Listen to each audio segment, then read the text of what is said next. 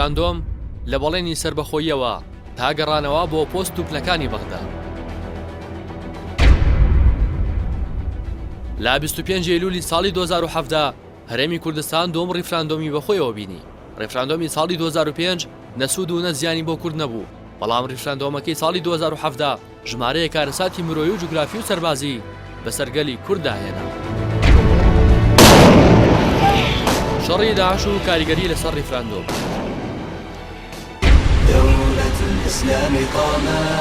لە دەی حوزەیرانی ساڵی 2014 گروپی شەکداری داعش لە سووریا و بەرەو عێراق پەڕینەوە و موسڵ و چەند ناوچەیەکیان داگیر کرد.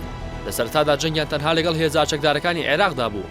بانگەشەی ئەوەیان دەکرد کە هاتوون بۆ ڕزگارکردنی سوننەکانی عێراق.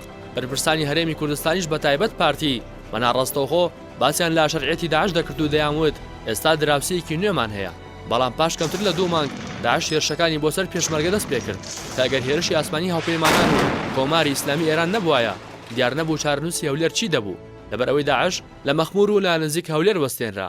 پاش هێرشەکەی داعش هێزەکانی پێشمەرگە خۆیان ڕێخستەوە و بە یارمەتی هاوپەیمانان و ئێران ناوچەیەکی بەرفراوانیان لە دەست داعش ڕزگار کرد و کەرکووک و ناوچە دابڕێراوەکانی هەرێمی کوردستان کەوتنە دەست هێزەکانی پێشمەرگە. مەسعود بارزانی وەک ئاماژەیەک بۆ بەدەستهێنانەوەی ئەو ناوچانە وتی مادەی 140 جێبەجێ کرا. طبعا ئەگەر مادەی 140 جێبەجێ کرابوو کە دەبووە لە ساڵی 2007 جێبەجێ کرابوو ئەم مشکلانە چارەسەر، بەڵام داعش تقریبا چارەسەری کرد.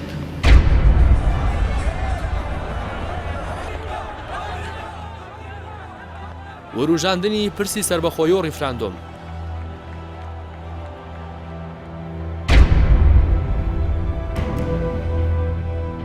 لە 30 حوزەیرانی ساڵی 2014 مەسعود بارزانی پرسی ڕیفراندۆم و سربەخۆیی وروژاند. ئەو کات سەردانی پەرلەمانی کوردستانی کرد و داوای کرد کە بۆ دانانی کۆمسیۆنی سربەخۆی هەڵبژاردن بۆ هەرێمی کوردستان پەلە بکرێت و ئامادەسازی بۆ دەستپێکردنی ڕیفراندۆم بۆ دیاریکردنی چارەنووس بکەن. پەلە بکرێت لە دانانی کۆمسیۆنی سربەخۆی هەڵبژاردن بۆ کوردستان، ئەمە هەنگاوی یەکەمە. دووهەم ئامادەسازی بکرێ بۆ دەستپێکردنی ڕیفراندۆم بۆ دیاریکردنی چارەنووس، ئەمە هەڵوێستمان بەهێز دەبی و چەکێکی بەهێزمان لەدەست دەبی، بەڵام ئەمە چۆن دەکرێ و لا 23 کانونی یەکەمی 2014 مەسعود بارزانی لا کۆنگرێکی ڕۆژنامەوانی هاوبەشدا لەگەڵ فێدریکا مۆگرینی ڕێخەری کاروباری سیاسەتی دەرەوەیەکێتی ئەوروپا ئاماژەی بەوە کرد سربەخۆیی کوردستان پرسێکی بەردەوام و مافی خۆمانە، گەلی کوردستان بڕیار لەو بارەوە دەدات. لا چاوپێکوتنێکیشدا لەگەڵ کەناڵی BBC ئینگلیزی ئەوەی ڕاگەیاند کە دەیەوێت لە ماوەی چەند مانگێکدا ڕیفراندۆم بۆ سربەخۆیی کوردستان ئەنجام بدات. لە 6 یاری 2015دا لە میانی وتارێکدا لە نامەندی لێکۆڵینەوەی ئەتڵەنتیک لە واشنگتنی پایتەختی ئەمریکا مەسعود بارزانی سەرۆکی ئەو کاتی هەرێمی کوردستان وتی یەکپارچەی خاکی عێراق بە زۆر ناپارێزرێ، هیچ شتێک ڕێگری لە کورد ناکات چارەنووسی خۆی دیاری بکات، هەرچەندە ناتوانم کاتەکەی دیاری بکەم، بەڵام کوردستانی سربەخۆ بەڕێوەیە. پەیامە کورتەکانی مەسعود بارزانی بە درێژایی ساڵانی 2014 و 2015 بەردەوام بوو تا ئەوەی لە 2 شوباتی 2016دا پەیامێکی بڵاو کردەوە لە سەرپرسی ڕیفراندۆم و سربەخۆی هەرێمی کوردستان. لەو پەیامەدا ڕایگەیاند ئەگەر گەلی کوردستان چاوەڕێی ئەوە بێت خەڵکی تر مافی سربەخۆیی وەک دیاری پێشکەش بکات ئەوە هیچ کات سربەخۆیی بەدەست ناهێنێت. بارزانی وتی دەرفەتەکان لەبارن بۆ ئەوی گەلی کوردستان لە ڕێگەی ڕیفراندۆمەوە بڕیار لە چارەنووسی خۆی بدات. دواتر دوو ئاراستی سەرەکی لە سەر پەیامەکەی بارزانی دروست بوو. ئاراستی یەکەم بە تەواوەتی پشتگیری ناوەڕۆکی پەیامەکەی دەکرد و پێی وابوو ڕیفراندۆم و زانینی ڕایگەلی کوردستان بۆ دیاریکردنی چارەنووس مافێکی ڕەهایە و پێویستی بە زەمینەسازی نییە. ئاراستی دووەمیش پێی وایە کە بەڵێ ڕیفراندۆم و مافی چاری خۆنووسین مافێکی ڕەوای خەڵکی کوردستانە، بەڵام ئەم مەسەلەیە پێویستی بە زەمینەسازی هەیە.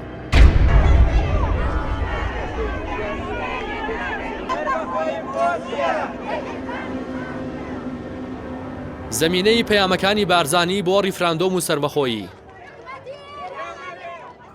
ڕیفراندۆم و سربەخۆیی بەر لە هەر شتێک پێویستی با یەکدەنگی نێوماڵ و تەبایی لایەنەکان هەیە، بەڵام پەیامەکەی بارزانی لەسەر ڕیفراندۆم لە کاتێکدا بوو کە 16 مانگ بوو دەرگای پەرلەمانی کوردستان بەڕووی سەرۆکەکەیدا داخرا بوو، تەنانەت چوونە هەولێریشی لێ قەدەغ کرا بوو. هەروە حکومەت یاریەم بە ناردناماڵەوەی 4 وەزیری بجووتنەوەی گۆڕان ئیفلیج کرا بوو.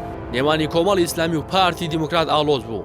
پارتی هیچ پەیوەندێکی سیاسی لەگەڵ بجووتنەوەی گۆڕان و کۆمەڵی ئیسلامیدا نەبوو، تەنانەت لق و ناوچۆمە کۆکانیشیان سەردانی یەکدیان نەدەکرد. هەموو ئەمانە کۆدەنگێکی دروست کرده بوو کە نێوماڵی کوردی ئامادەیی ئەنجامدانی ڕیفراندۆمی نییە و سەرەتا دەبێت ئاشتەوایی نیشتیمانی ئەنجام بدرێت و لایەنە سیاسەکان بشنەوە سەرمێزی گفتوگۆ و دانوستان کە سەرجەمی ئەم ناکۆکیانە بەهۆی یاسای سەرۆکایەتی هەرێم بوو کە مەسعود بارزانی دەگرتەوە و ماوەی یاسایی پۆستەکەی لە 19 ئابی 2015 تەواو بوو بەڵام ئامادە نەبوو دەستبەرداری پۆستەکەی ببێت و لە چاوپێکەوتنێکشدا لەگەڵ ماڵپەڕی ئەلمۆنیتۆری ئەمریکی لە مانگی ئازاری ساڵی 2016 وازێنانی لا سەرۆکایەتی هەرێم بە سربەخۆیی کوردستانەوە بەستبوویەوە وتبووی کەی کوردستان سربەخۆیی بەدەستێنا ئەو کاتواز لە پۆستەکەی دەهێنێت. لەو کاتەدا کاراکردنەوەی پەرلەمان مەرجی سەرەکی کۆمەڵی ئیسلامی و بزوتنەوەی گۆڕان و بەشێکی یەکێتی بوو بۆ بەشداریکردن لە گفتوگۆکانی ڕیفراندۆم بەڵام پارتی چەند جارێک جەختی لەوە کردەوە بەبێ کاراکردنەوەی پەرلەمانیش دەتوانن ڕیفراندۆم ئەنجام بدەن و ئەو پرسا بۆ هیچ کێشەیەک پەک ناخن.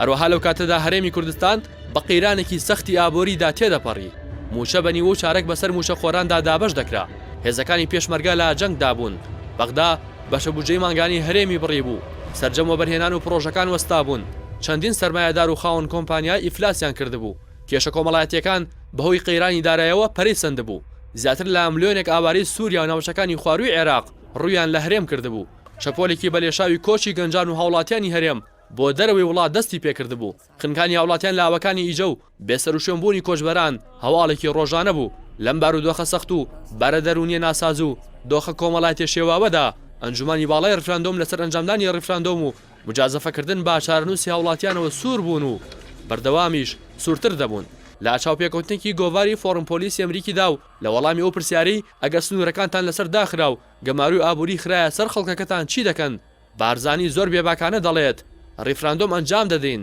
ئەگەر خەڵکەکەشمان لە برساندا بمرن. دیاریکردنی وادەی ئەنجامدانی ڕیفراندۆم لە حوتی حوزەیرانی ساڵی 2017 حیزبا کوردستانیەکانی هەرێمی کوردستان لە بارگای سەرۆکایەتی هەرێم لەگەڵ مەسعود بارزانی کۆبوونەوە لەو کۆبوونەوەیدا کە تەنها کۆمەڵی ئیسلامی و بزوتنەوەی گۆڕان بەشداریان تێدا نەکردبوو 25 ئەیلولی هەمان ساڵ بە وادەی ئەنجامدانی ڕیفراندۆم دیاری کرا هەر لەو کۆبوونەوەیدا ئامادەبوانی کۆبوونەوەکە با تێک ڕایدەنگ لەسەرم خاڵانە ڕێککەوتن یەکەم ڕۆژی 25 ئەیلولی 2017 وەک ڕۆژی ئەنجامدانی ڕیفراندۆم لە هەرێمی کوردستانی عێراق و ناوچە کوردستانیەکانی دەرەوەی ئیداری هەرێم دیاری کرا دووەم هەر لە ڕۆژی کۆتایی کۆبوونەوەکە هەتا کاتی بەڕێوەچوونی ڕیفراندۆم لایەنەکان کار بۆ کاراکردنەوەی پەرلەمان و چارەسەرکردنی کێشە سیاسیەکان بکەن ئەوەش لە پێناو بەدەستێنانی کۆدەنگی نیشتیمانی لە خاڵێکی دیکەی ڕاگەنراوەکەشدا هاتبوو بڕیاردرا بە پێکێنانی ئەنجومەنی باڵای ڕیفراندۆم بە سەرۆکاتی مەسعود بارزانی هەروەها بڕیاردرا هەتا ڕێکەوتی 12 حوزەیرانی 2017 پارتە سیاسیەکان نوێنەری خۆیان بۆ بەشداربوون لە چەند کۆمیتەی تایبەت بە ڕیفراندۆم و دوای ڕیفراندۆم دیاری بکەن.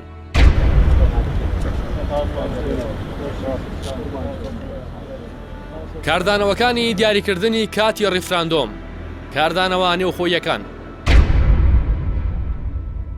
لە پاش دیاریکردنی وادی ئەنجامدانی ڕیفراندۆم کۆمەڵی ئیسلامی و بچوتنەوەی گۆڕان لە 11 تەمووز ڕاگەندراوێکیان بڵاو کردەوە ڕایان گەیاند پاش دوو کاتژمێر و 30 خولەک لە کۆبوونەوە هەردوو لا جەختیان لەسەرم خاڵانی خوارەوە کردوێتەوە یەک مافی سەربەخۆی گەلی کوردستان مافێکی سروشتی و ڕەوای خەڵکی کوردستانە دوو ڕیفراندۆم هەنگاوێک بێ بۆ ڕاگەاندنی دەوڵەتی سەربەخۆی کوردستان بە ناوچە کوردستانیە دابڕێنراوەکانەوە بەڵام سەرنج و تێبینی جدیمان لەسەر ڕێکار و میکانیزم و ئامادەسازیەکانی ئێستا هەیە سێ پێویستە دامەزراوەکانی هەرێمی کوردستان لەسەر و هەمویانەوە پەرلەمانی کوردستان بێ هیچ مەرجێک ئاسایی بکرێتەوە و کارەکانی خۆیان بێ هیچ لەمپەرێک ئەنجام بدەن چوار هەڵبژاردننی گشتی لە کاتی خۆیدا بکرێ و ڕیفراندۆم بۆ دوای هەڵبژاردن دوا بخرێ پێنج بەدیهێنانی ئاشتەوایی ناوخۆ و یەکدەنگی نیشتیمانی لە ئەسەر پرسا شار و ساز و نیشتیمانیەکان لە ڕێوەتوێژی نێوان هێزا سەرکیەکانی هەرێمی کوردستان کۆمەڵی ئیسلامی و زوتنەوەی گۆڕان بایکۆتی هەموو کۆمیتە و لیژنەیەکی ڕیفراندۆمیان کردو دەیانوت دەبێت لە جێگای لیژنە و دامەزراوە حیزبیەکان پەرلەمان کارا بکرێتەوە و لەوێەوە بڕیار لەسەر پرسێکی چار و سازی وەک ڕیفراندۆم بدرێت لە 4 ئەیلولیش کۆمەڵی ئیسلامی و بزوتنەوەی گۆڕان کۆبوونەوە و جەختیان لە دواخستنی ڕیفراندۆم بۆ کاتێکی گونجاوتر کردەوە لە 20 هەمان مانگو 5 ڕۆژ پێش ئەنجامدانی ڕیفراندۆم کۆمەڵی ئیسلامی و بزوتنەوەی گۆڕان ڕاگەنراوێکی دیکەیان بڵاو کردەوە وتیان ئەنجامدانی ڕیفراندۆم لەم بارودۆخە ئاڵۆز و پڕ لە قەیران و ئایندەنا دیارەدا نەکتەنها خزمەتی ئەو استراتیژە ناکات بەڵکو هەنگاوێکی مەترسیدارە لەسەر ئێستا و ئایندەی گەلەکەمان چونکە یەکەم ئەگەر ڕیفراندۆم وەکەوەی بڕیاری لێدراوە لە کەرکووک و ناوچە کوردستانیە دابڕێنراوەکان ئەنجام بدرێ دەبێتە مای شەڕ و پشێوی و لە دەستدانی ئەو ناوچانە کە بە هەزاران قوربانیمان لە پێناویاندا داوە خۆگە ڕیفراندۆم لەو ناوچانە ئەنجام نەدرێ ئەوە بەدەستی خۆمان دەستبەرداری نزیکەی نیوەی ڕووبەری کوردستانی باشوور دەبین. دووەم، شەڕ و ڕوبەڕووبوونەوەی نێوان هێزی پێشمەرگە و هێزەکانی عێراق و گروپا چەکدارەکان دەبێتە مایەی تێکچوونی باری ئاسایش لە زۆربەی ناوچەکانی کوردستان. ئەم هەنگاوە نەک نابێتە مایەی خۆشگوزەرانی خەڵک، بەڵکو ژیانیان سەختتر و باری سەرشانیان قورستر دەکات. سێیەم، رسێکی گەورەی تر دەکەوێتە نێو ڕیزەکانی گەلەکەمان بەهۆی هەڵوێستی جیاوازی ئێستای خەڵک سەبارەت بە ڕیفراندۆم. دواتر ساڕەشکردنی ئەو برینە کاتێکی زۆری دەوێت و دەرهاویشتەکانی ترسناکن. کۆمەڵ و گۆڕان لەو ڕاگەندراوە هاوبەشەدا داوایان کرد بەدیل و پێشنیارەکانی ئەمریکا وڵاتانی هاوپەیمانان قبول بکرێت و دەڵێن لەم سۆنگەیەوە و بۆ دەربازبوون لەم بارودۆخە ئاڵۆز و نادیاری گەلەکەمان تێکەوتووە و لە هەستکردن بە بەرپرسیارەتی ئاینی و نیشتیمانی وتەوەیەوە داوا دەکەین پێشوازی لەو دەست پێشخەریەی کۆمەلگای نێودەوڵەتی بکرێ. هەروەها جارێکی تر بە پێویستی دەزانین دووپاتی بکەینەوە و پێشتریش لا دوو ڕاگەندراوی هاوبەشدا داوامان کردووە کە ڕیفراندۆم دوا بخرێت و زەمینەی لەبارەی بۆ بڕەخسێنرێت بە گێڕانەوەی یەکڕیزی و تەبایی نێوان هێز و لایەنە سیاسیەکان و چاکردنی بژێوی و ژیانی خەڵکو و گێڕانەوەی شکۆ بۆ دامەزراوە شەرعیەکانی کوردستان، پاشان ڕەخساندنی زەمینی ناوچەی و نێودەوڵەتی بۆ ئەنجامدانی ئەو پرۆسەیە لە کات و هەلومەرجێکی گونجاودا کە سەربەخۆیی بەدوای خۆیدا بهێنێت و ئەگەری مەترسیەکان کەمتر بکاتەوە. هەنگاونانێک شوێن پێی خۆت نەبینی ڕەنگە هەڵدێرانی بەدوادا بێ. ئێمە ترسی هەڵدێرانەکەمان هێگەنا لەگەڵ هەر هەنگاوێکین بەرەو سەربەخۆیی. هەڵوێستەکانی مامۆستا عەلی باپیر لەسەر ڕیفراندۆم.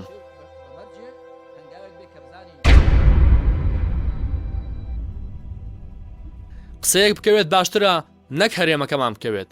ڕیفراندۆمەکە و پەندە وایە کە دەڵێت ڕەمەزانی بە حاڵێکی خۆش گرت، جانۆری شەشەڵانە، بارمان باری تڕێ لێ و تایەمان تایی پاسکیل، باوەکە و کەسەمان لێنەیەت کە بۆ ڕیش و سمێڵیشی دانا.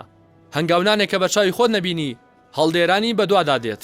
ئەمانە بەشێک بوون لە وتار و ئامۆژگاری و پێشبینی و هەڵوێستەکانی مامۆستا عەلی باپیر کە دڵسۆزانە دەرەنجام و مەترسیەکانی ڕیفراندۆمی دەخستە ڕوو. بەڵام سەرانی ڕیفراندۆم بە جۆرێک سوار سەری خۆیان بووبوون کە بە هیچ جۆرێک ئامادەیی گوێگرتن و بینینی حەقیقەتەکانیان نەبوو. تا سەرنجام ڕیفراندۆم ئەنجام درا و قسە و پێشبینیەکانی ئەمیری کۆمەڵی ئیسلامیش وەک نەخشی سەربەرد هات نەجێ.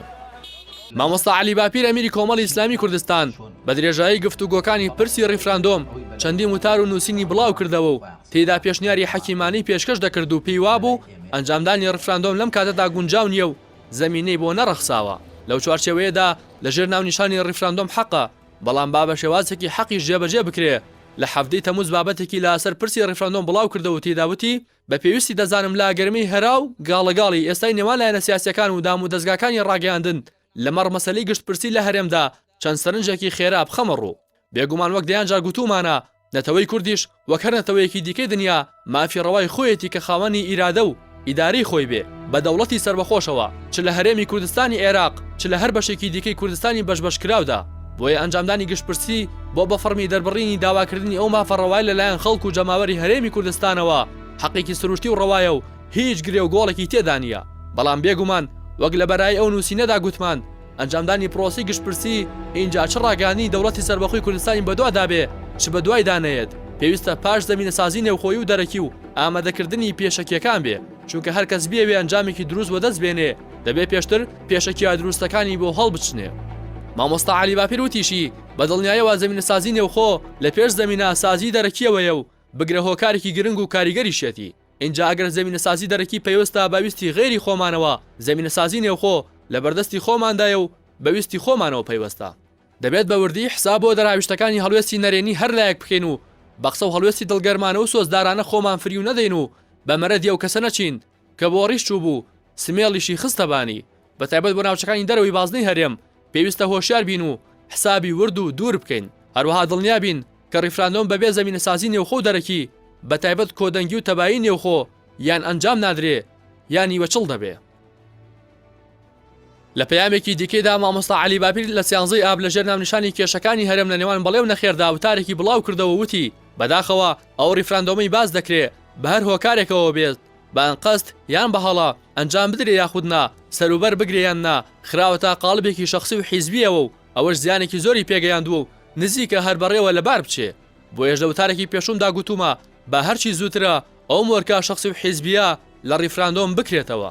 نابێ هیچ کەس دکۆڵی لەوە بکات نەکەرکارێکی گەورە و شانوسازی وەک ڕاگەیاندنی دەوڵەت بگرە هەر کارێکی دیکەش بەبێ زەمینەسازی و ڕێبە خۆشکردن سەروبەر ناگرێ و یان هەر ئەنجام نادرێ یان بێئاکام دەبێ و تێدا ڕەنج بە خەسار دەبین لە مێژووی خۆشماندا ڕووداوی وامان زۆرن پندیان لێوە بگرین مامۆستا عەلی بابیر هۆشداریشیدا کە بۆ هیچ کەس و لایەنێک ڕەوانیە بەتەنیا بڕیار بۆ خەڵک و وڵات بدات و مجازەفەی پێوە بکات قەیران و کێشەکانیشمان زۆر لەوە زیاتر و گەورەترن کە بە بەڵێکردن بۆ ڕیفراندۆم یانە خێرگوتن چارەسەر بکرێن لە بەرواری 18 ئێلولی 2017 حوت ڕۆژبەر لە ڕیفراندۆم ئەمیری کۆمەڵی ئیسلامی لە بەرنامەیەکی تەلەڤیزیۆنیدا چەندین هۆشداری لە مەترسی ئەنجامدانی ڕیفراندۆمدا وتی ڕیفراندۆم بەم شێوەیە بکرێت یان سەر ناگرێت یان ئەگەریش سەر بکرێت بە نیوە ناچڵی دەبێت هەروەها وتیشی هەنگاونانێک کە بەچاوی خۆت نەبینی هەڵدێرانی بەدووادا دێت هەروەها لە وتارێکدا لە بەردەم ئەندام و کادرانی حیزبەکەی مامۆستا عەلی باپیر ڕایگەیاند بڕیارێک بکەوێت باشترە نەک هەرێمەکەمان بکەوێت وتیشی تایە پاسکی لەو باریش باری تڕێلەیە دڵنیام کە ئەگەر ئەم وڵاتە بەو شێوەی کە ئێستا دراوەتە بەر بڕوا هەز دەکەم کە ئێمە بەرەو تونێڵێکی تاریک یا بەرەو هەڵدێرێک هەنگاو دەنێین ئەو ریفراندۆمەی کە دەویستری ئەنجام بدرێ هەلومەرجی نێوخۆیی بۆ ئامادە نەکراوە نێوخۆی چی وەکو هەرێمی کوردستان لە ڕووی سیاسی لە ڕووی ئابووری لە ڕووی کۆمەڵایەتی و چ نێوخۆی واتە لەگەڵ حکوومەتی مەرکەزیدا و هەروەها هەلومەرجی ئیقلیمی بۆ ئامادە نەکراوە و هەلومەرجی نێو دەوڵەتیشی بۆ ئامادە نەکراوە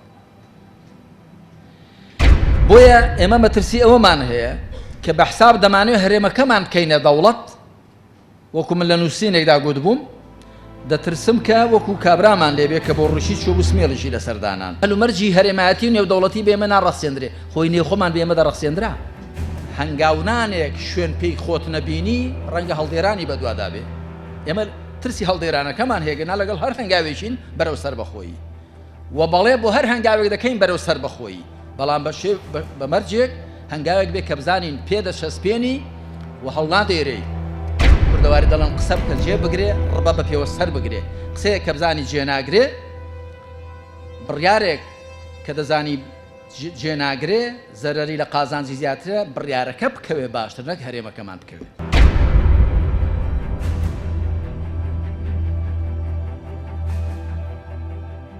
مانۆڕی گەشتی لیژنەی ڕیفراندۆم بۆ کۆکردنەوەی پشتیوانی بۆ ڕیفراندۆمی 25 ئەیلول بە سەرۆکایەتی بارزانی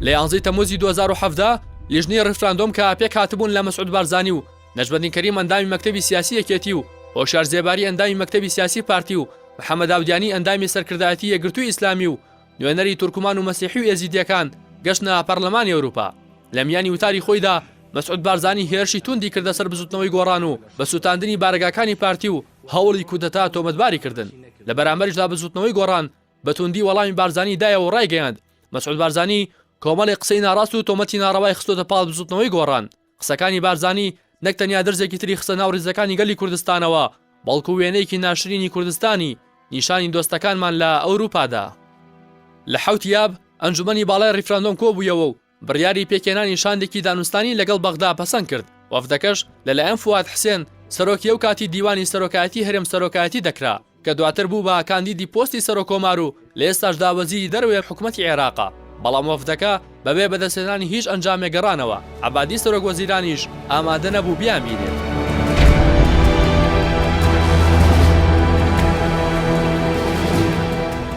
کاردانەوە جیهانەکانی دیاریکردنی وادەی ڕیفراندۆم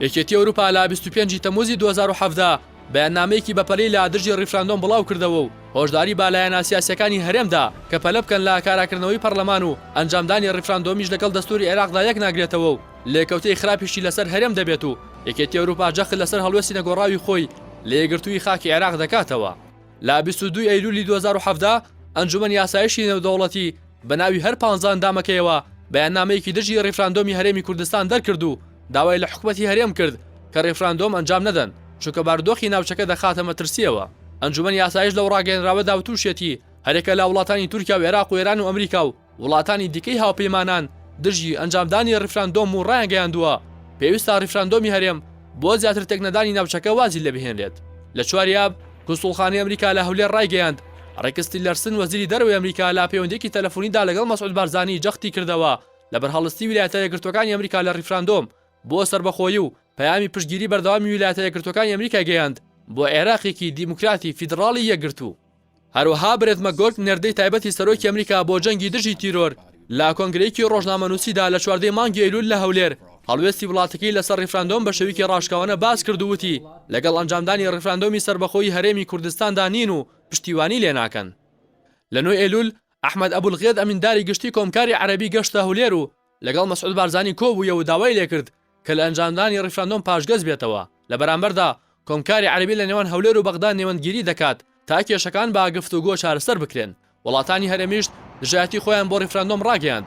سعودیا کە لەو کاتەدا تا ڕادەیەک خۆی لە هەرێمی کوردستان و پارتی نزیک خست بوویەوە بەڵام دژایەتی خۆی بۆ ڕیفراندۆم نەشاردەوە و لەو بارەیەوە بەیاننامەیەکی بڵاو کردەوە و داوای لە بەرزانی کرد ڕیفراندۆم دوا بخات. هاوکات تورکیا کاگرێبەستی بازرگانی بێشوماری لەگەڵ هەرێمی کوردستان هەبوو لە چەندین بۆ نەداو لەسەر زاری سەرۆک و بەرپرسانی باڵایەوە ڕیفراندۆمی هەرێمیان ڕەت کردەوە. کۆبوونەوەی ئەنجومەن یاسایی شنێتەوەی تورکیا کە تایبەت و با ڕیفراندۆمی هەرێمی کوردستان لە ڕاگەیەندراوێکدا لا 22 ئەیلول ڕایان گەیاند دژی ئەنجامدانی ڕیفراندۆمن لە کوردستان ئەگەریش هەرێمی کوردستان لەسەر ئەنجامدانی ڕیفراندۆم سوور بێت ئەوە دەرەنجامی خراپی بەسەر کوردستان و ناوچەکەدا دەبێت. ڕاگەیەنراوەکە باس لەوەش دەکات ئەگەر کوردستان ڕیفراندۆم بکات تورکیا مافەکانی ناوڕێکەوتنا دوو قۆڵی و نەودەوڵەتیەکانی بەرامبەر هەرێمی کوردستان بەکاردەهێنێت. هەروەها لە 4 ئەیلولی 2017 سەبارەت بە بڕیاری ئەنجومەنی پارێزگای کەرکووک بۆ بەشداریکردن لە ڕیفراندۆمەکەی هەرێمی کوردستان بەهرام قاسمی وتەبێژی وەزارەتی دەرەوەی ئێران وتی ئەو بڕیاری ئەنجومەنی پارێزگای کەرکووک هەنگاوێکی مەترسیدار و هەژێنەرە کە نەک تەنیا بۆ گفتوگۆکان لە بەغداد بە قازانج ناگەڕێت بەڵکو دەرفەتەکان و توانای نەتەوەی عێراقیش بۆ سەرکەوتن بەسەر تیرۆردا دەخاتە ژێر کاریگەری خۆیەوە. طبعا تهديد الكسك نوكين وما حزش نوكين كسك تهديد المبكر بەدیلی ڕیفراندۆم.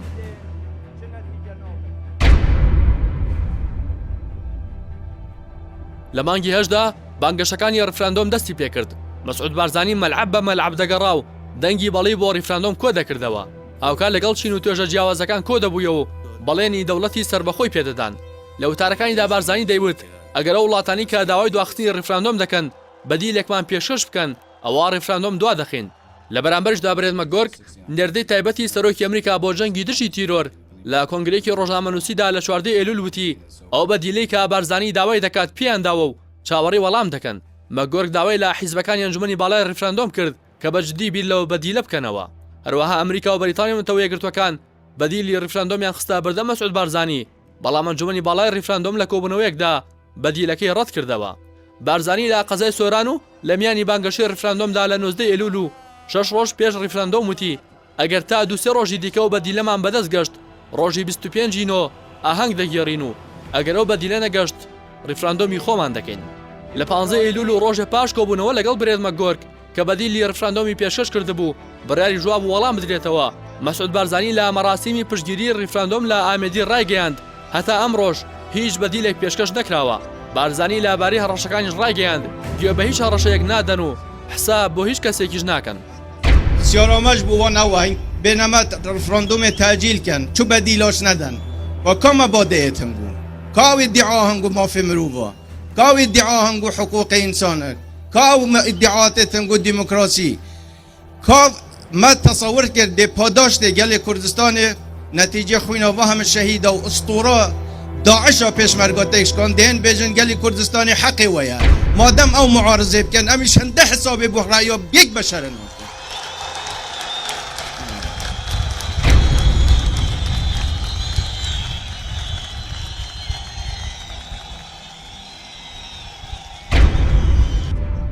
مەسعود بارزانی لە هەڕەشەکانی بەردەوام بوو. لە 16 ئەیلولیش لە بەردەم جەماوەرەکەیدا لە پارێزگای دوهۆک وتی ئێمە تەهدیدی کەس ناکەین و قبوڵیش ناکەین کەس تەهدیدمان بکات. بارزانی وتیشی بڕیاری ئەنجامدانی ڕیفراندۆم بڕیاری خەڵکی کوردستانە نەک کەسێک لە هیچ وڵاتێکیش قبوڵ ناکەن بڵێت ڕیفراندۆم ناشەرعیە. من دەمەوێ لێرە یەکشت بەخۆی خۆم بڵێم بە ئێوەش بڵێم من ئەو کەسە نیم خۆم سەرمەزاری ملەتی خۆم بکەم. طبعا تهديد الكسك نوكين وما حزش نوكين كسك تهديد المبكات زمان التهديد چه نتيجة نوبل. ئاری هەرسین پەرلەمانتاری پارتی لەبارەی هاتنی برێت مەگۆرک ڕایگەیاند منداڵکارەیەکیان هێناوە بۆ ئەوەی بەرنامە بۆ ئێمە دابنێت. دەبێت بزانن نەک مەگۆرک باوکی مەکگۆرکیش ناتوانێت ڕیفراندۆمان پێدوا بخات.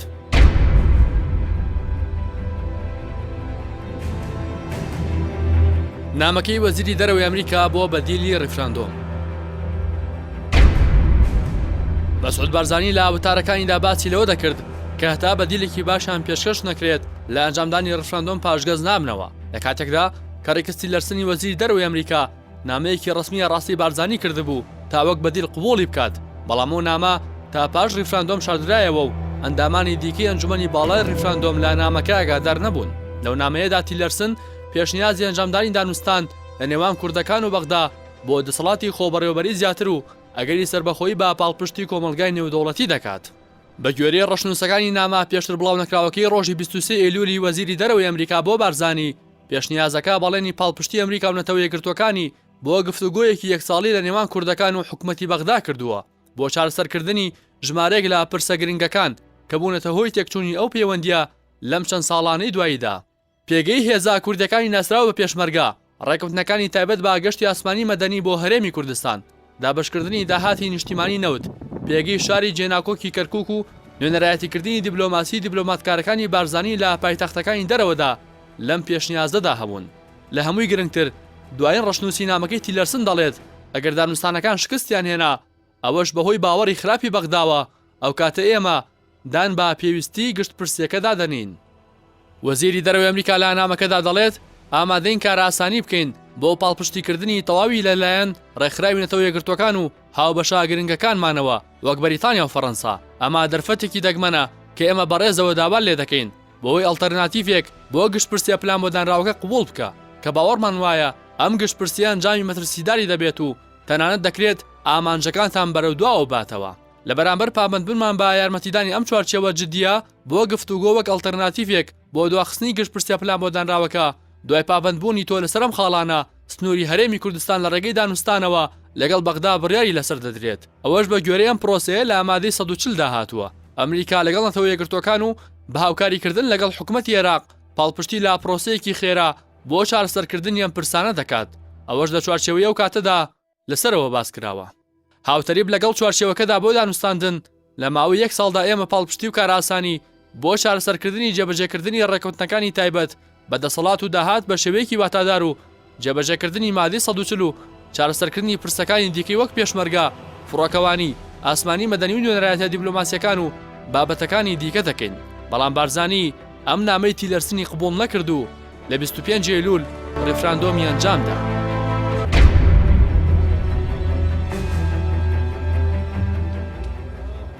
بەشداری ناوچە دابڕێنراوەکان لە ڕیفراندۆم. لەسەر بەشداریکردنی کەرکووک لە ڕیفراندۆمدا مەترسی زۆر لە کاردانەوەکانی عێراق و ئێران و تورکیا هەبوو.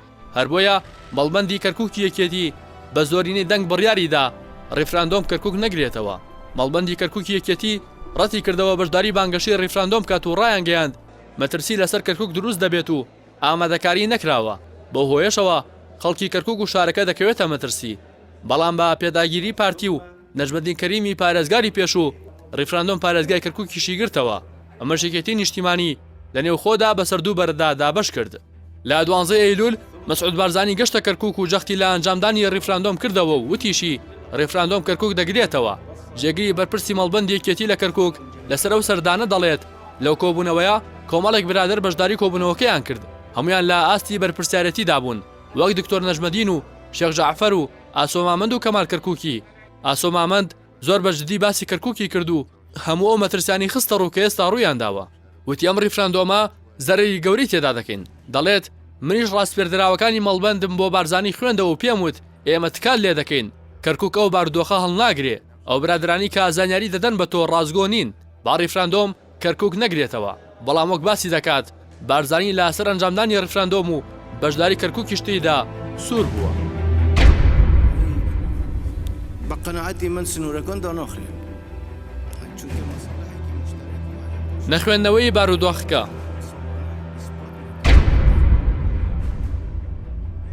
چەندین جار بەرپرسانی پارتی ڕەتیان دەکردەوە کە ڕیفراندۆم شەڕ بە دوای خۆی دابێنێت و باسییان لەوە دەکرد ڕیفراندۆم حکوومەتی عێراق ناچار بە دانوستان و گفتوگۆ دەکات. ئەگەر سەری گرت خۆمە نیعمەتێکە و ئینشاءالله بپۆشن بە کەیفی خۆتان دەوڵەتی خۆتان دەڵێ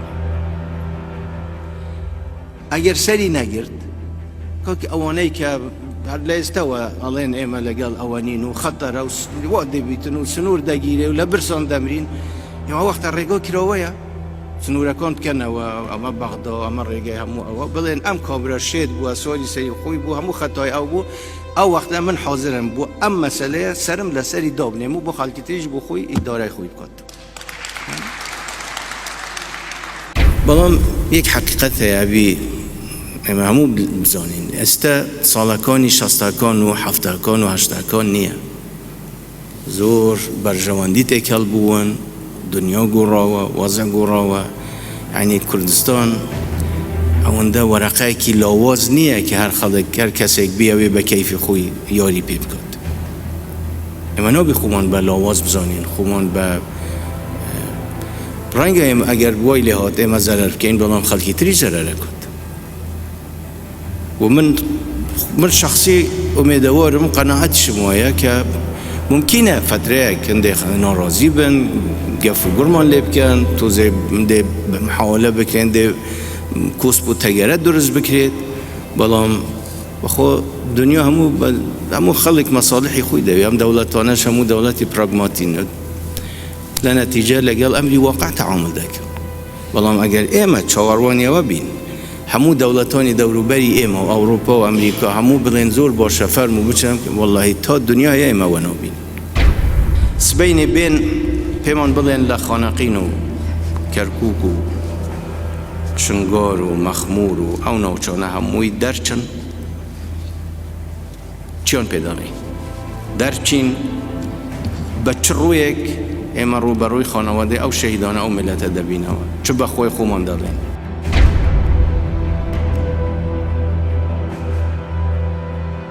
دابەشبوونی کۆمیسیۆنی هەڵبژاردن و ڕاپرسی هەرێم لەسەر ریفراندۆم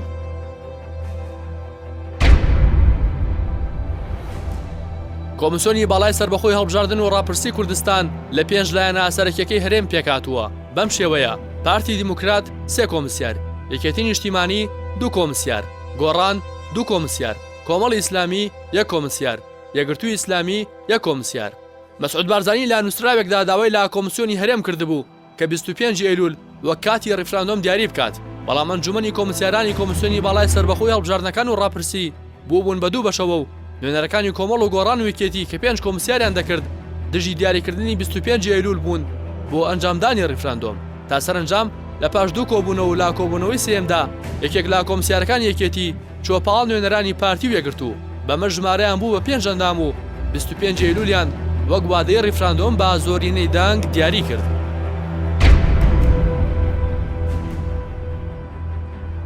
کاراکردنەوەی پەرلەمان بۆ ڕیفراندۆم لە سەروبەندی نزیکبوونەوەی 25 ئەیلول کاراکردنەوەی پەرلەمان پرسی گەرمی نێوان هێزا سیاسیەکان بوو چەندین کۆبوونەوە لە نێوان 5 هێزا سەرەکیەکەی هەرێم پارتی و یەکێتی و گۆڕان و کۆمەڵ و یەکگرتوو بەڕێوە چوو بەڵام نەگەشتنە ئەنجام بڕیاردرا بوو شەوی 15 ئەیلول پەرلەمانی کوردستان پاش 2 ساڵ لە پەخستنی یەکەم کۆبوونەوەی خۆی ساز بکات دیار نەبوو ئایا فراکسیۆنەکانی کۆمەڵ و گۆڕان بەشداری دەکەن یاخود نا بەڵام بیلال سلێمان بەرپرسی ناوەندی حکوومەت و پەرلەمانی کۆمەڵی ئیسلامی لە پەیامێکدا ڕایگەیاندبوو دەمانەوێت پەرلەمان کار بکات نەک بەکار بهێنرێت ئەمە ئاماژەیەکی ڕوون بوو کە کۆمەڵی ئیسلامی لاگەڵ کاراکردنەوەی بەم شێوەی پەرلەمان نییە دوجارێکێتی نیشتیمانی ئەندا پەرلەمانەکانی خۆی خستە پاڵ پەرلەمانتارانی پارتی و یەکگرتوو و فراکسیۆنەکانی دیکە و شەوی 15 ئەیلول پاش 2 ساڵ لە پەک خستنی بەبێ بەشداری یوسف محەممەد سەرۆک و فەخرەدین قادر سکرتێری پەرلەمانی کوردستان و فراکسیۆنەکانی کۆمەڵ و گۆڕان پەرلەمانی کوردستان کۆبوویەوە وەلەم چەند ڕۆژەی ڕابردوودا کە پەرلەمان بە حساب کارا کرایەوە تەنیا بۆ ئەوە بوو کە ئەو بڕیارەی لە ئەنجومەنی باڵای ڕیفراندۆمەوە دەرچووە پەرلەمان بیشەرعێنێ کە ئێمە پێمان وایە ئەوە بە کەمگرتنی پەرلەمانە و نابێ پەرلەمان وا مامەڵی لەگەڵدا بکرێن هەر بۆیە فراکسیۆنەکەی ئێمە نەچوون لەو کۆبوونەوەی کە 68 پەرلەمانتار بەشدار بوون و 48 پەرلەمانتاریش بەشداریان تێدا نەکرد پەرلەمانی کوردستان پشتگیری خۆی بۆ پرۆسەی ڕیفراندۆم دەربڕی کۆمیسیۆنی هەڵبژاردنەکانی هەرێمیشی بۆ ئەنجامدانی پرۆسەی ڕیفراندۆم لە 25 ئەیلول ڕاستپارد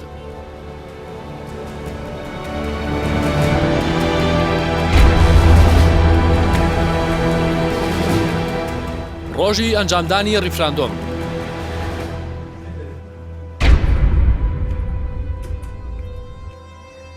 سەرنجام سەرڕای هەوڵێکی زۆری نێوخۆیی و هەرێمی و نێودەوڵەتی بۆ دواخستنی ڕیفراندۆم، بەڵام لا 25 ئەیلول ڕیفراندۆمی هەرێمی کوردستان بەڕێوە چوو.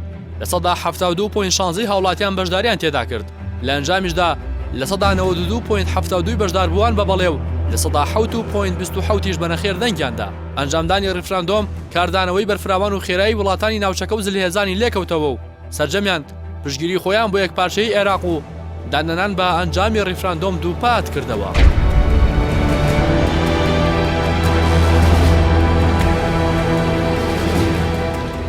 ڕیفراندۆم بۆ سەربەخۆیی نییە.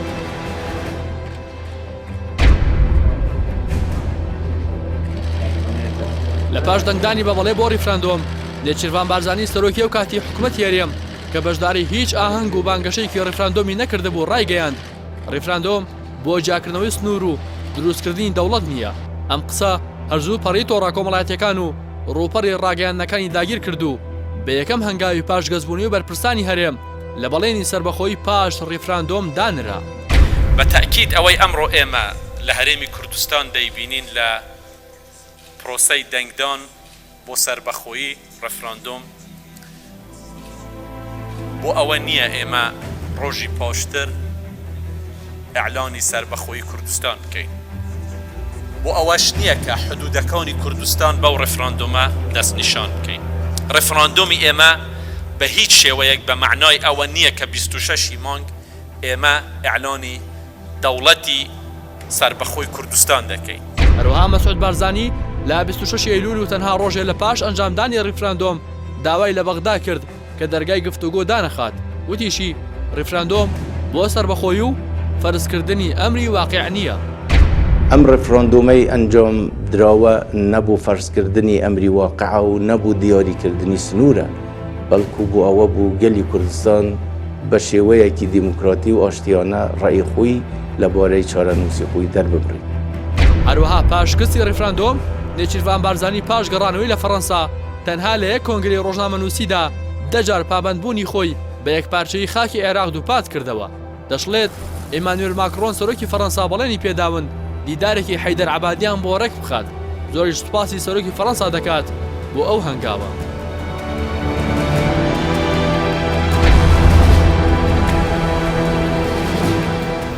دەرەنجامەکانی ڕیفراندۆم، دەستپێکردنی هەڕەشەکان.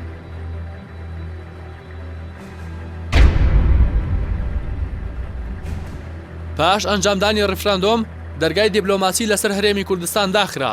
گەشت و هاتوچۆی بەرپرسان و سەرکونسوڵ و وەزیرانی دەروی وڵاتان بۆ هەرێم نەما. جموجوڵ و کۆبوونەوەی هاوبەشی عێراق و ئێران و تورکیا دەستی پێکرد بوو.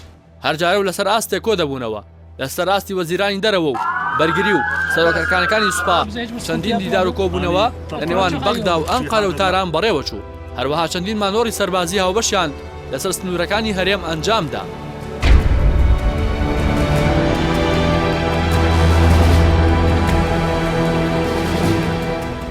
بڕیارەکانی ئەنجومەنی نوێنەرانی عێراق دژی ڕیفراندۆم.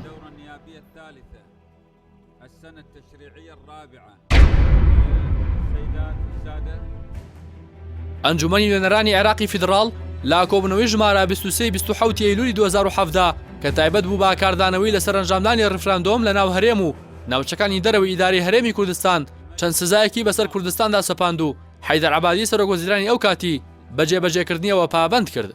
لەو دانیشتندا پەرلەمانی عێراق 13 بڕیاری لەباری هەرێمی کوردستان و دۆخی ئاوارەکان دەرکرد. زۆربەی زۆری بڕیارەکان وەک سزادانی هەرێمی کوردستان لە کاردانەوەی ڕیفراندۆمەکەدا دەرکراون. لەوانە هەڵوەشاندنەوەی ئەنجامی ڕیفراندۆم، داخستنی دەواازە سنووریەکان و فڕۆکەخانەکان، گەڕانەوەی کێڵگانەوتەکان بۆ ژێردەسەڵاتی حکوومەتی فیدراڵی، بڵاوە پێکردنی هێزە چەکدارەکان لە ناوچە جێناکۆکەکان. سەرەتا حکوومەتی عێراق داوای لە هێزەکانی پێشمەرگە کرد لە شاری کەرکووک بچنە دەرەوە و بگەڕێنەوە بۆ سنووری بەر لە هاتنی داعش کە بە هێڵی 36 ناسراوە. بەڵام ئەو داوای حکوومەتی عێراق ڕەت کرایەوە. بەرپرسانی هەرێم دەیاموت ئەو ناوچانە بە خوێن کۆنتڕۆڵ کراون و سازشی لەسەر ناکەن. حکوومەتی هەرێم بۆ هێوەربوونەوەی دۆخەکە و ڕێگریکردن لە قوڵبوونەوەی ناکۆکیەکان بڕیاری سڕکردنی ئەنجامی ڕیفراندۆمیدا. بەڵام حکوومەتی عێراق داوای هەڵوەشاندنەوەی ئەنجامی ڕیفراندۆمی دەکرد و بە هەموو شێوەیەکیش دانوستانی ڕەت دەکردەوە. لا 29 ئێلولی 2017 حکوومەتی عێراقی فیدراڵ وەکو سزا ڕاگررتنی گەشتە نێودەوڵەتیەکانی لە هەرێمی کوردستان و بۆ هەرێمی کوردستان سەپاند. ئەمەش بە مەبەستی دابڕینی هەرێم و داخستنی هاتوشۆی ئاسمانی و گەشتی نێودەوڵەتی لا کوردستان وەکو وەڵامێک بۆ ئەنجامدانی ڕیفراندۆمی 25 ئەیلول. لە دەی تشرین یەکەمی 2017 حەیدەر عەبادی بڵاوکردنەوەی هێزەکانی حکوومەتی فیدراڵی لە ناوچە جێناکۆکەکان ڕاگەیاند. لە بەرامبەریش دایەکێتی و پارتی چەندین کۆبوونەوەیان ئەنجامدا و لە دوای کۆبوونەوەکانیان هەڕەشەی جۆرا و جۆریان لە هێزە عێراقیەکان دەکرد کە ئەگەر بێن ئەوە کارێکیان بەسەردادێنن کە هەرگیز بیریان نەچێتەوە. هەموو ئیستیعدادێکی تەواومان کردووە بۆ ئەوەی کە ئەگەر ئەو غەڵەتەیان کرد هاتنە پێشەوە شێوازێکیان بەسەر بێتن کە هیچ وەختێک لە مێژوو لە بیری نەکرد. تەمە ناکەین بێن ئەوەندەیان پێڵێن بابێت ئەوە ئێمەین لێرە ورن داوسا لە لێرە یەکیەبین ئیماممان بە یەکداوە وایان بەسەر بێنین کە بۆ مێژوو بگێر بێتەوە. جارێکی تر بە هیچ شێوەیەوە بە ئاسانی دوژمن گیر نەکاتەوە کە دێتە ئەم شارەی ئێمە.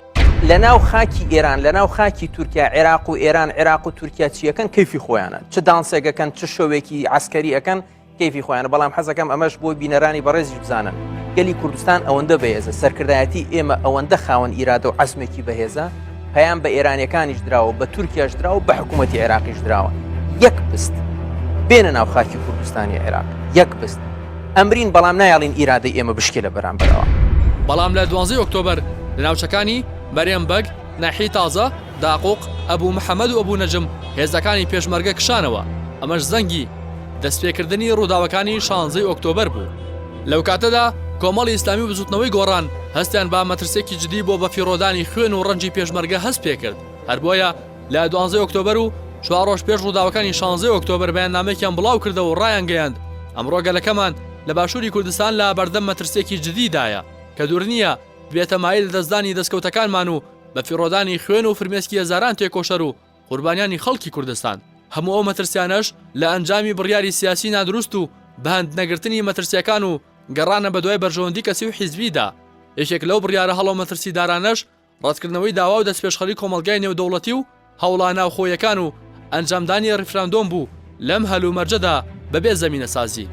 ئێمە لە کۆمەڵی ئیسلامی کوردستان و بزوتنەوەی گۆڕان کەسەیەکی پەرلەمانی کوردستان پێک دەهێنین و نوێنەرایەتی ڕێژەیەکی بەرچاوی خەڵکی کوردستان دەکەین ڕای دەگەێنین کە سەرکردایەتی و حیزبانە بەرپرسیارن لە هەر مەترسی و هەڕەشەیەک کە لە ئەنجامی بڕیاری هەڵەی ئەوانەوە ڕوبەڕووی خەڵکی کوردستان دەبێتەوە. لەسەر حکوومەتی فیدراڵی عێراقیش پێویستە هیچ هەنگاوێک نەنێت کە ببێتە مایە تێکدانی ئارامی و خوێنڕژانی هاوڵاتیان بەڵکو گفتوگۆ و دانوستان تاگا ڕێگای چارەسەری کێشەکانی نێوان هەرێم و حکوومەتی فیدراڵیە. لە 15 تشرینی یەکەمی 2017 هەردوو مەکتەبی سیاسی یەکێتی و پارتی با سەرپەرشتی فواد معسووم سەرۆکۆماری عێراق و مەسعود بارزانی لە هاوینە هەواری دوکان کۆبوونەوە.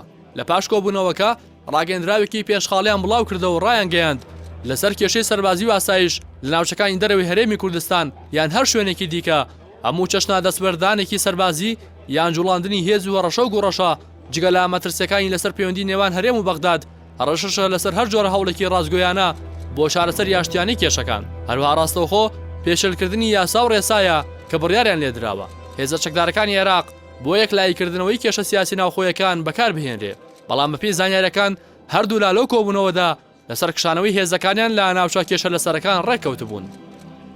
شەوی 16 ئۆکتۆبەر لا کاژمێر دوو شەو هێرشی هێزە عێراقیەکان بۆ سەر سەنگەرەکانی پێشمەرگە دەستی پێکرد. زۆرێک لە هێزەکان لە سەنگەرەکانیان کشابوونەوە بەڵام لە میحوەری 5 نزیکەی 4 کاژمێر بەرگری کرا. دواتر کا دڵنیا بوونەوە پێشمەرگە لە میحوەرەکانی دیکە کشاونەتەوە و ئەمانیش بەرگریان پێ ناکرێت. هێزەکانی میحوەری 5 باش ئەوەی دەیان شەهید و برینداریاندا لە میحوەرەکە کشانەوە. هێزەکانی یەکێتی بۆ سەر شەقامی کەرکووک سلێمانی کشانەوە و هێزەکانی پارتیش بۆ ڕێگەی سەرەکی کەرکووک هەولێر کشانەوە. بەم پێیەش سنووری عێراق لەگەڵ یەکێتی بوو بە قەرەهەنجیر و سنووری پارتیش لەگەڵ عێراق بوو بە پردێ. شەوی هێرشەکە پارێزگاری کەرکووک بەنێو شاردا دەگەڕا و داوای دەکرد هەموو کەسێک چەک هەڵگرێت. بەرپرسی مەڵبەندی کەرکووکی یەکێتیش لە هەمان کاتدا داوای لە هاوڵاتیان دەکرد کە بشنەوە ماڵەکانیان و نێنە دەرەوە. لە بەرەبەیاندا سنووری کەرکووک بە تەواتی کەوتبووە دەستی هێزە عێراقیەکان و تەنها ناوشاری کەرکووک مابوو کە خۆبەخشەکان بە ئاچەڕی بەرگریان لێ دەکرد. بەڵام سەرنجامەوانیش توانای بەرگریان نەما و بۆ دەرەوەی کەرکووک کشانەوە و تەواوی پارێزگای کەرکووک کەوتە دەست حەشدی شەعبی و هێزە عێراقیەکان. دوجارێکێتی و پارتی لە سەدا پەنجاوێکی خاکی کوردستانیان کە بە خوێنی سەدام پێشمەرگە بەدەسات بوو تەنها لە چەند کاتژمێرێکدا ڕادستی حکوومەتی عێراق کردەوە و 38 پێشمەرگە شەهید و 170 دیکەش بریندار بوون. هەروەها دەیان هەزار هاوڵاتی شاری کەرکووک ئاوارە بوون و ماڵ و حاڵیان جێهێشت و چەندین شەو لەسەر جادە و ناو ئۆتۆمبیل و دەشتایەکانی دەوروبەری کەرکووک دەخەوتن. پێشمەرگەکانیش بە چاوی فرمێسک و دڵی پڕەوە باسییان لە ئاخیانەتی فەرماندەکانیان دەکرد و ئاخۆ حەسرەتیان بۆ ژێشتنی هاوڵاتیان و ڕادەستکردنەوەی کەرکووک و بە پیرۆدانی خوێنی سەدام پێشمەرگی هاوڕێیان هەڵدەکێشا. کاکە عالەمەکەیان دوو بەدا بەش و هەمیسان وەڵا ڕیفرامۆن ماکردووەیە ڕیفرادۆ ماکردبووەوە بالات هەموو عالەم و دی ڕفرامدۆ مەکە کردی و ئەوە شەقەکەیە خۆین هەردوو حەزبەکە پارتی وێجێتی کەرکووکیان فرۆشت وەڵا فرۆشتیان ئەوان فرۆشتیان نانە بەزەوە نالێم بەفریش بۆیە ئەوە بە 2 سەعات ناتاوایەوە زۆر عیبە بۆیان فرۆشرا وەڕاکەن کاکە بۆ چۆڕۆی لەبەرەوەی ئێمەیان فرۆشت خەڵکی کەرکووک یەکێتی پارتی هەمیان ئێمەیان فرۆشت.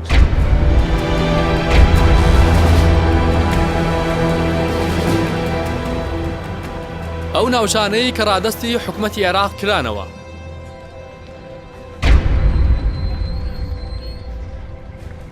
پارێزگای کەرکووک و ناوەندی پارێزگاکە و قەزاوناحیەکانی ڕادستی حکوومەتی عێراق کرانەوە کە نزیکەی 10 کیلۆمەتری دووجا بوو کە لە قەزاکانی دبس و داقوق و ناحیەکانی یایچی، مولتەقا، تازە خوورمات و لەیلان، قەرەهەنجیر، شوان، پردێ، قوس و ڕەشاد پێک هاتبوون. لە سنووری پارێزگای نێنەواش قەزاکانی شنگال، تەلعفەر، تلکێف، مەخمور، شێخان و حەمدانیە ڕادەست کرانەوە. هەروەها ناحیەکانی قەیرەوان، سنوونیە، قەحتانیە، تەلعفەر، عیازیە، زومار، وانە، فایدە، قوش، بەرتلە، نەمرود، گوێر، دیبەگە، قەراج و عەدنانیە ڕادستی حکوومەتی عێراق کرانەوە. هێزە عێراقیەکان لە پارێزگای سەلاحەدینیش لە قەزاکانی سلێمانبەگ و خوورمات و ئامرلی و لە پارێزگای دیالەش لە قەزای خانەقین و ناحیەکانی جەلەولا و سعدیە و مەندەلی بڵاو بوونەوە.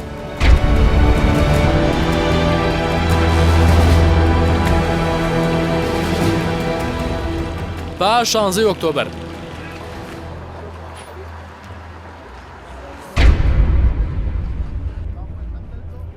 لە دوای ڕووداوەکانی 16 ئۆکتۆبەر و لە دەستدانی نیوەی زیاتری خاکی کوردستان یەکێتی و پارتی بە ئازمانی سەردەمی شەڕی ناوخۆ و بە ئامانجی چەواشەکردنی ڕای گشتی و هاوڵاتیان کەوتنە تەشهیر و سوکایەتی جۆرا و جۆر و هەریەکەیان ئەوی دیکەی بە خیانەت تاوانبار دەکرد. هەروەها 40,000 پێشمەرگە کە پاش چەندین ساڵ لە 14 لیوای هاوبەشی وەزارەتی پێشمەرگەدا یەک خرابوون بە یەک فەرمان و ئاماژە جیا کرانەوە و هەریەکە و پێشمەرگەکانی خۆی بردەوە.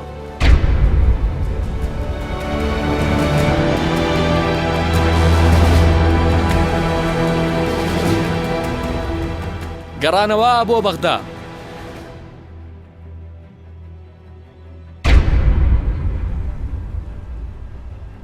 هێشتا ساڵێک بەسەر ڕێفراندۆمەکەیاندا تێنەپەڕی بوو یەکێتی و پارتی بانگەشەی شڕوپڕیان بۆ هەڵبژاردننی 12 ئایاری 2010 پەرلەمانی عێراق دەست پێ کردو بۆ کۆکردنەوەی دەنگ و بەدەستێنانی کورسێکی زیاتری ئەو ئەنجومەنی نوێنەرانەی کە عەبادی پابند بە کۆنتڕۆڵکردنەوەی ناوچە جێناکۆکەکان کرد شار بە شار و دێ بە دێدەگەڕاند هەر بەوەشەوە نەوەستان بەڵکو گەورەترین ساختەکاریان لە مێژووی خۆیاندا ئەنجامدا و بە تەزویری ئەلکترۆنی سەدان هەزار دەنگیان لە ئالایەنەکانی دیکە دزی و خستیانە سەر حسابی خۆیان. دواتریش پێشبڕکییان بوو لەسەر ئەوەی کە کامیان پۆستێک زیاتر بەدەست دەهێنێت زووتر لەگەڵ لایەنە عێراقیەکان ڕێک دەکەوێت بەوەشەوە نەوەستان و هەروەها لەسەر پۆستی سەرۆکی ئەو عێراقی کە بە دراوسێ ناویان دەبرد گەورەترین ململانیان کرد و لایەن ئاسایی بوو لەگەڵ هەر لایەنێکی عێراقی ڕێک بکەون تا پۆستی سەرۆکۆمار بۆ کاندیدەکەی خۆیان بێت. ڕێفراندۆم کە تەنها بۆ حەزی کەسێک ئەنجامدرا دەیان ساڵ دەستکەوت و مافەکانی گەلی کوردی بەرەودواوە برد و لە ئێستادا کە 2 ساڵ بەسەریدا تێدەپەڕێت کەرکووک و ناوچە جێناکۆکەکان لەژێر دەسەڵاتی سەربازی حەشدی شەعبیدایە و ناوچەکانیش تعریب دەکرێت و هاوڵاتیانی هەرێمی کوردستانیش بە شێوازی جۆرا و جۆر دەچەوسێنرێنەوە.